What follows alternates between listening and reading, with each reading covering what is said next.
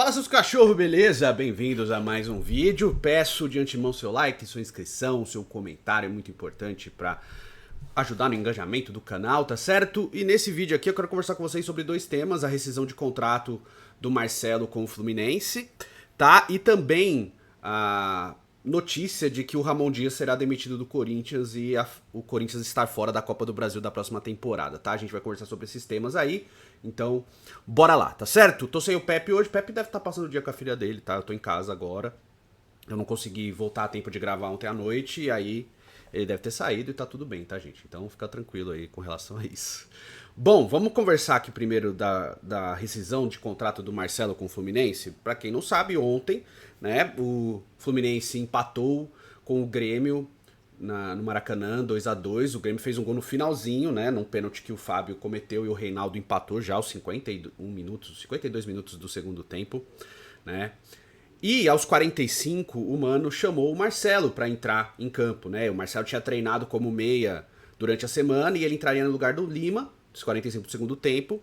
E após uma discussão ali na beira do campo, o Mano mandou o Marcelo voltar pro banco, né? E colocou o John Kennedy em campo. Aí ficou na expectativa do Mário Bittencourt né, durante a coletiva falar sobre a situação. O Mano desconversou, né, falou tal, que não gostou de uma coisa que o Marcelo falou e tal, e não se aprofundou muito no assunto. E o Mário Bittencourt, que se esperava que falasse daquele assunto, acabou não falando, falou da arbitragem e tal, falou do Candansan e algumas coisas ali acerca da arbitragem, acabou não falando sobre o assunto. E aí foi criando essa expectativa do que poderia acontecer, né, e óbvio, levando em consideração o que parece ter acontecido, se esperava que o Marcelo, ou ele pedisse desculpas publicamente, porque foi através de uma fala dele que o Mano reagiu daquela maneira, o que não aconteceu, e hoje o Fluminense anunciou a rescisão do Marcelo, né? Acho que 68 partidas nesse retorno aí, foi campeão da Libertadores e tal, né? Escreveu o nome da história do clube, voltou a tempo de ser ídolo, coisa que ele não tinha sido na primeira passagem, né? Que pouco jogou antes de ir embora pro Real Madrid, virou ídolo do Fluminense, é cria do clube e tudo mais. E fica um gosto amargo, né, nessa passagem, porque acaba saindo pela porta dos fundos essa rescisão de contrato do Marcelo, né?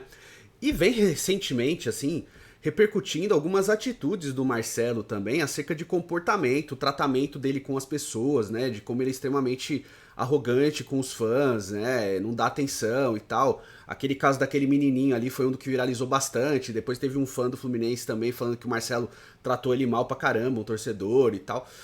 E acaba pegando muito, né? E aí começa a se abrir a discussão de qual seria o destino do Marcelo para a sequência da carreira, ou se ele vai encerrar a carreira de vez, né? Afinal, ele tá com 36 anos, se ele vai encerrar a carreira ou se ele vai tentar continuar jogando, né? E acaba se abrindo a possibilidade de ele jogar em outro clube. Obviamente, falando de talento, o Marcelo é um jogador que sobra talento. Eu já acho que o Marcelo deveria ter virado meio campo ainda no futebol europeu, já no Real Madrid. Para quem acompanha Futirinhas, eu sempre falei, tanto eu quanto o Pepe, a gente sempre falou sobre o fato do Marcelo ter habilidade para jogar como meio campista, jogar como um camisa 10, que até a seleção, não mais hoje, né, mas até a seleção, se pudesse ter um jogador do talento do Marcelo na criação de jogadas, coisas que ele sempre teve como qualidade dele, mesmo sendo lateral, de como o Brasil ganharia com isso naquele período, né? O Marcelo tava com 31, 32 anos quando a gente começou esse papo, já passaram 5 anos. E o Marcelo não virou meio, ele entrou de meio campista algumas vezes, depois que ele voltou, né? Algumas vezes no Real Madrid ele já chegou a jogar mais avançado, já pelo lado esquerdo, mas como ala, né? Ainda no Real Madrid, depois na Grécia ele não fez isso. E aí no Fluminense ele entrou algumas vezes como meio campista já com o Diniz e até agora com o Mano Menezes, mas pouco, né? O Marcelo sempre entrando como lateral e tal, e não sei se é vontade do cara, se não é, tal, não vou nem entrar na parte tanto de comportamento dele, a gente sabe o que vem repercutindo em rede social, tô falando do jogador, e como jogador, cara, eu vi em campo, foi um dos jogadores que eu mais me encantei vendo em campo, e eu sempre cito, quando eu vi o Marcelo jogando no El Clássico, ele foi o melhor jogador daquela partida que tinha Messi e Cristiano Ronaldo em campo, cara.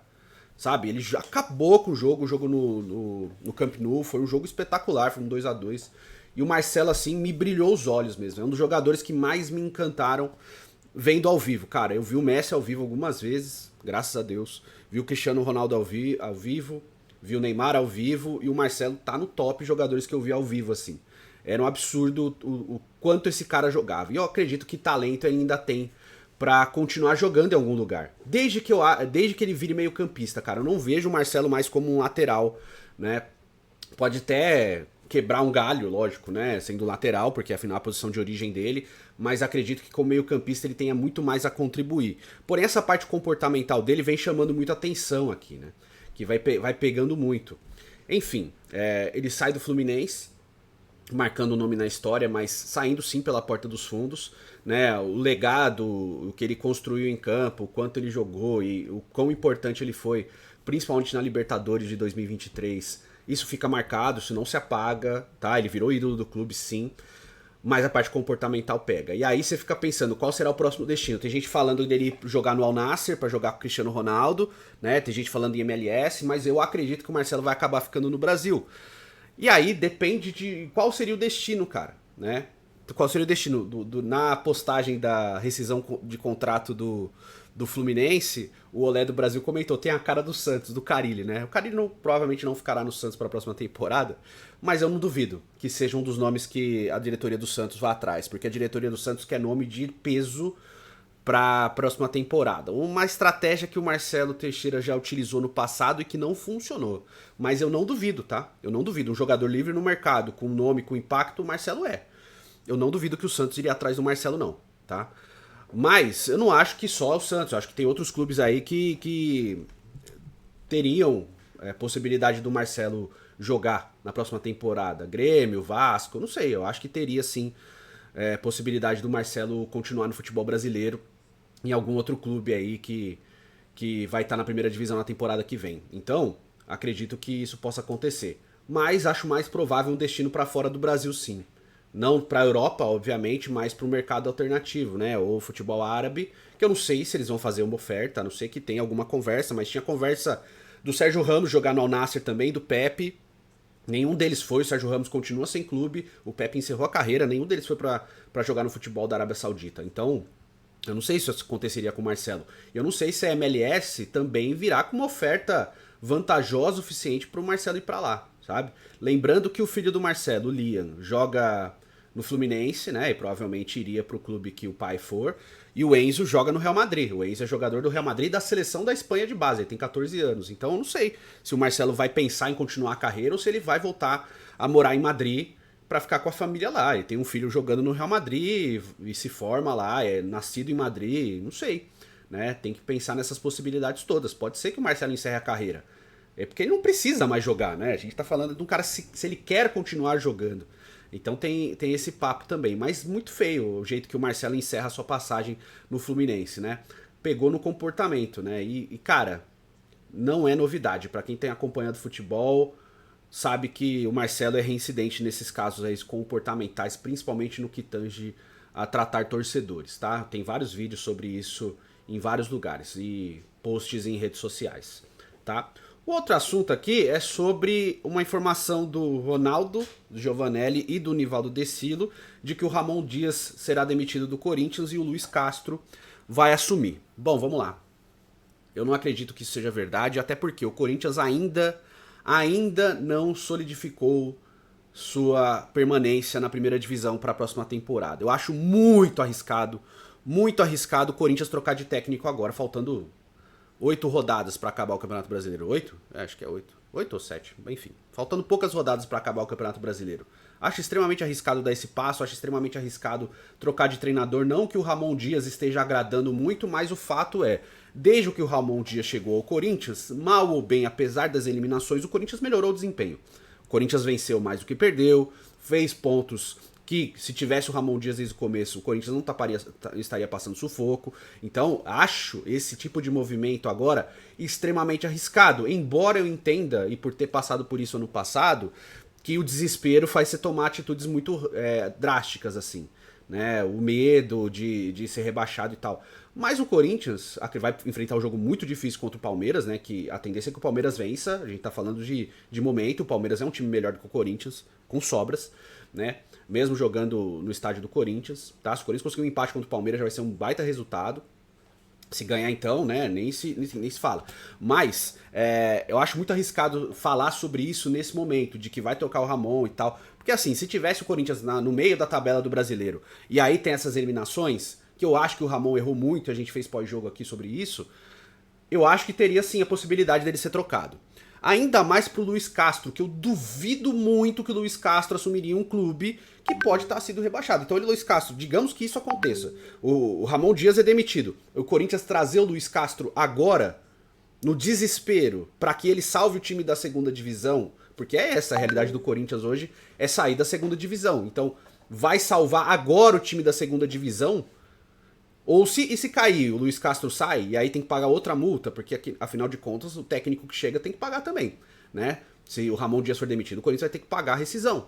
Então, tudo isso pesa, cara. Então eu acredito que essa informação do Ronaldo Giovanelli e do Nevaldo De Silva não é verdade, não vai se concretizar. Não tô falando que eles inventaram isso, eu tô falando que alguém pode ter falado pra eles, eles apareceram com a informação, tá? Porque às vezes essas coisas realmente acontecem. Vem alguém de dentro do clube e às vezes numa conversa ali de diretores fala, pô, e se a gente demitir o Ramon? E aí o cara já vai espalha isso e joga na mídia. O que é prejudicial pro clube nesse momento. Eu não acho que seja bom pro Corinthians esse tipo de conversa nessa situação, nesse momento do campeonato, cara. Isso, se o Corinthians eventualmente demitir o Ramon Dias, é total cartilha de rebaixamento, cara. Porque, querendo ou não, nos últimos jogos aí o Corinthians melhorou e tá conseguindo o objetivo de escapar da segunda divisão. E tem outro ponto aqui, que o Corinthians está fora da Copa do Brasil, afinal não vai conseguir a vaga pelo Brasileiro, não conseguiu pelos campeonatos que estava disputando. O que é muito ruim, tá? Eu já falei em outro momento, né? É muito ruim. E pra mim, Copa do Brasil devia englobar a maioria dos clubes. Afinal, a gente tá pensando num campeonato que é o mais democrático do futebol brasileiro. Só que a regra agora é que você tem que fazer um bom estadual para poder ir pra Copa do Brasil pelo número de vagas e tal. Eu acho muito ruim o Corinthians estar fora da Copa do Brasil. Eu acho inadmissível clubes das 4 divisões nacionais não estarem presentes na Copa do Brasil. Deveria ser obrigatório clubes de todas as 4 divisões do futebol brasileiro estarem, né, na Copa do Brasil. Pra mim isso aí é imprescindível. Não é aceitável que um time que participa da Série D não esteja na Copa do Brasil. Afinal, ele está na Série D. Ele está com uma vaga numa competição nacional. Então ele tem que ter uma vaga na outra competição nacional. Eu acho que isso é imprescindível. A partir disso, ter as vagas pelos estaduais. Aí tudo bem, até entendo que tem a vaga pelo estadual, pela Copa Paulista, né, que tem também uma vaga, ou uma vaga na Série D. Eu acho que isso é bom, tá? Seria o ideal. Mas, como a CBF adora fazer politicagem, fez isso dando vagas para as federações, e na Federação Paulista fizeram isso agora de premiar os estaduais e etc. Enfim, o Corinthians está fora da Copa do Brasil. Assinou, aceitou, vai ter que arcar com essa consequência de fazer um péssimo ano. Mas mesmo assim, não é certo, cara. Não deveria ser dessa maneira um time presente nas 4 divisões do futebol brasileiro não estar presente na Copa do Brasil, cara. É muito ruim. Eu acho que a Copa do Brasil deveria ser mais democrática ainda, que criassem mais fases, que os times mais fortes, das divisões mais fortes, da D, consequentemente até a A, fossem entrando mais pra frente nos torneios, né? E aí você conseguiria ter um campeonato muito mais democrático. Mas o que dá pra pedir da CBF? A CBF não sabe organizar campeonato, cara. Dá pra perceber só o que ela faz aí com o calendário agora, tendo um Palmeiras e Botafogo 4 dias antes da final da Libertadores, né? Então essa é a CBF. Então, é uma situação bem complicada. O Corinthians aceitou, né? O Santos aceitou no passado, o Corinthians aceitou esse ano, então, né, pelo menos não vamos ver o presidente do Corinthians falando, né? Ah, o Corinthians é muito grande, vai receber um convite pra jogar. Se isso acontecer, é um absurdo, né? Porque não pode acontecer esse tipo de coisa, mas é feio, é ruim ter um time desse tamanho, que esteja fora da Copa do Brasil. Quero saber sua opinião, tá certo? Diz aí nos comentários. A gente se vê no próximo vídeo. Fiquem com Deus. Um beijo, um queijo para todos.